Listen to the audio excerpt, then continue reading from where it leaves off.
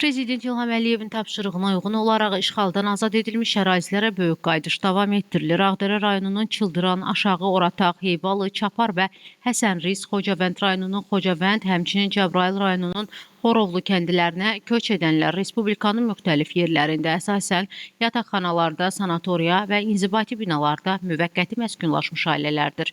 Bu mərhələdə Ağdərə rayonunun Çıldıran kəndinə 3 ailə, 13 nəfər, Aşağı Orataq kəndinə 21 ailə, 108 nəfər, Heyvalı kəndinə 7 ailə, 34 nəfər, Çapar kəndinə 4 ailə, 17 nəfər, Həsənrız kəndinə 6 ailə, 29 nəfər, Xocavənd rayonunun Xocavənd kəndinə 11 ailə, 36 nəfər, həmçinin Cəbrayıl rayonunun Horovlu kəndinə 30 ailə, 131 nəfər köçürülüb. Doğma yurda qayıdan sakinlər hər tərəfli dövlət qayğısı ilə əhatə olunduqlarına görə Prezident İlham Əliyevə və birinci vitse-prezident Mehriban xanım Əliyevaya təşəkkür ediblər. Onlar həmçinin torpaqlarımızı işğaldan azad edən rəşadətli Azərbaycan ordusuna, qəhrəman əskər və zabitlərimizə minnətdarlıqlarını bildirib, bu yolda canlarından keçən şəhidlərimizə rəhmət diləyiblər.